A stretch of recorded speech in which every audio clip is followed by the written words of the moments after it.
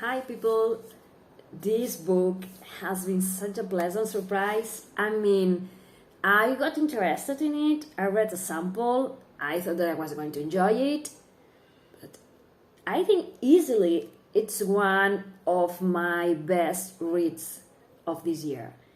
It's amazing. As you can see, it's the final Strife by Saara El-Arifi, and I have to say that at the very beginning, it feels like the book is moving slowly, and I was thinking, okay, maybe this is not for me, but at the same time that it was moving slowly, I was very attracted to everything that the author was explaining to us because this book is heavy, not only in the length it has, but also in the world building that the author has created and the very heavy topics that she treats in the book. So, having this slow moving sort of beginning, I think it helps to set everything into place because she has to show us the world building for this amazing book. And it's not only that she has to create the world, but she also has to create the different people that inhabit this world, and they are separated by the color of their blood, and that allows people to classify them as leaders, servants, slaves, and and also there is this magic system kind of, and there is lots of things to unpack at the very beginning. And when I had everything into place, when the author had told me how everything works, I just flew through the pages, and this book is amazing, as I already said. We are going to have two main characters, and I also want to show you before I begin talking about the book. This edition is perfect. We have this amazing cover with one of our main characters, Sylah, and I love how it looks like it's marble. And I love the map that we have at the beginning and the other part of the map that we have at the ending. I think that this edition is stunning, and I love how the cover has so many elements, and I had to revisit the cover when I read about them in the books. And yeah, so we are going to be finding Sylah, who at the very beginning of the book, it's not a character that's very likable. You understand that she has suffered a lot, but she's a drug addict, and she's not very nice to people. And hard as she might be at the very beginning, there is some way in which you understand that she has been put into this very difficult situation that her life has turned out to be. And you understand that had she had been dealt different cards, she will be a different person.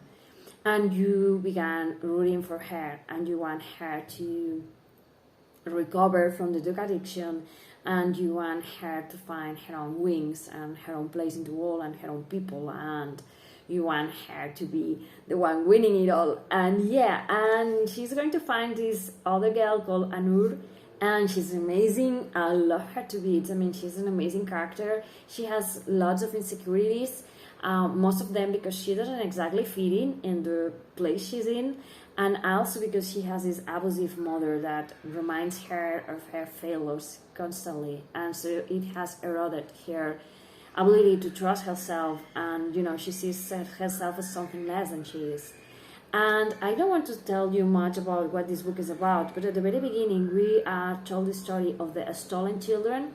You have, as I said at the beginning, you have different castes, and they are divided due to the color of their blood.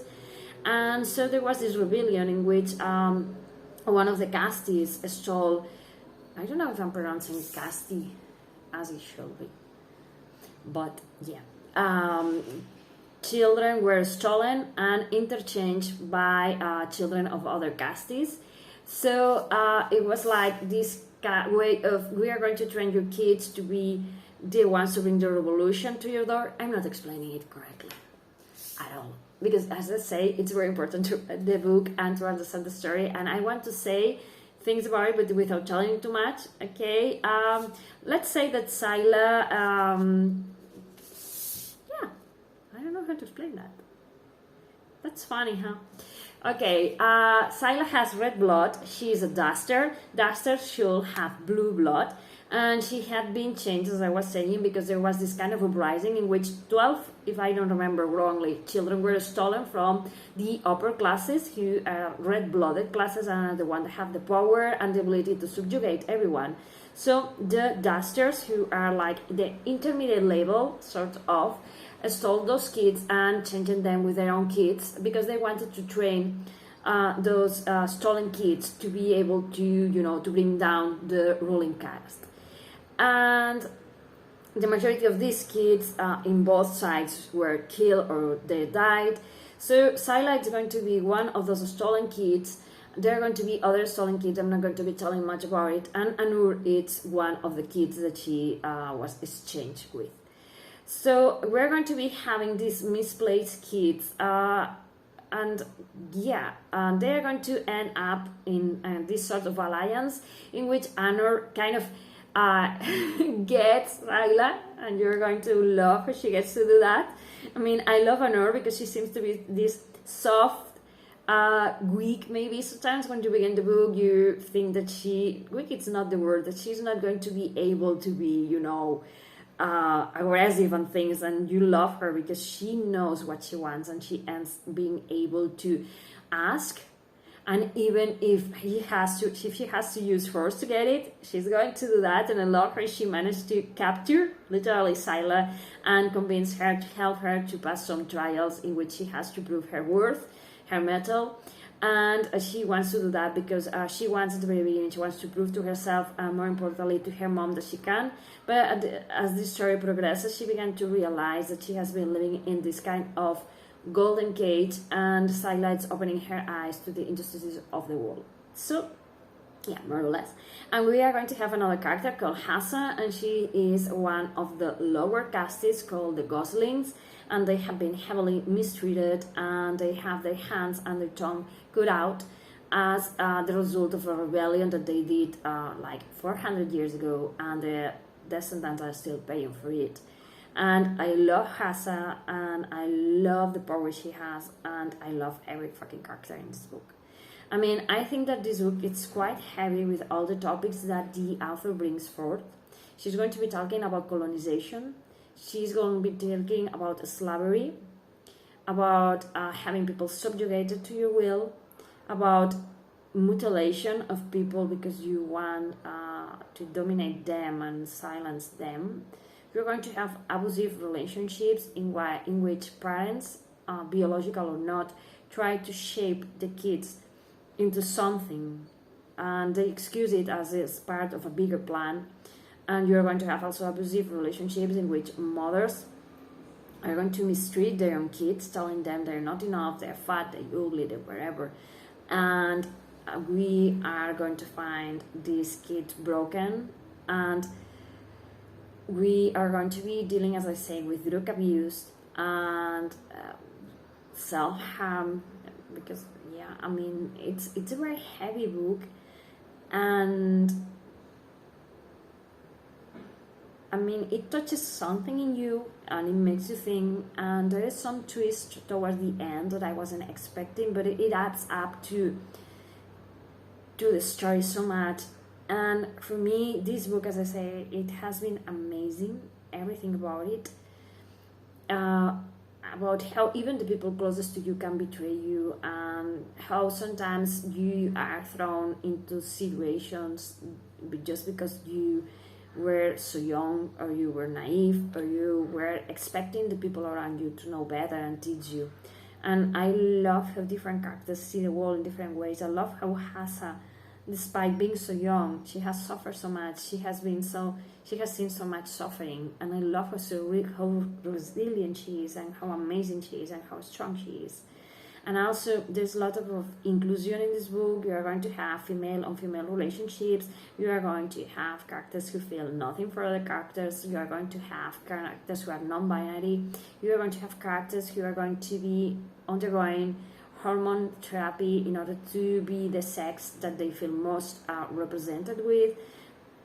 I mean, it's amazing how many topics and very interesting things and things that are real the author has managed to put inside this book, and how it really makes you think about advantages of you have just because your skin is the color it is. In this case, she's talking about blood, but I mean, I did love this book so much. I just devoured it. I just couldn't put it down. I mean, I think that everyone should read this one because it's very enlightening, it's very powerful, it has a lot of very powerful characters. I love how our main characters are female. I love how they struggle and how they overcome and how they learn to care and to be their own persona. They don't have to be better or worse, but their own persona, be the ones to be able to choose what they want in life, and realize that maybe they have been lied, abused, and maybe there were best intentions behind it, but they have to be the ones to be able to call the shots in their lives. And I love this book. The relationship between the two men, three main characters, there's lots of characters here, but I was thinking about Sylah and Anoor. The relationship is amazing. I love how nurturing it ends up and how amazing it is. And I'm going to shut up because I don't want to make any kind of spoiler, and I was going to do that. I was going to say something very spoilery, but if you like amazing books with heavy topics that make you reflect and that I think they're very necessary to bring forth and to discuss about them, and if you love amazing female characters who are strong and full of life, and that they are not perfect, that they have suffered, that they are paying for the suffering. I mean, Sylah and her drug addiction was heavily painful and very well done, and I love everything about her and about how she faces her own demons and everything. I mean, amazing. I'm shutting up and just pick this one up because it's amazing. I'm sorry if I didn't do it justice. It's amazing.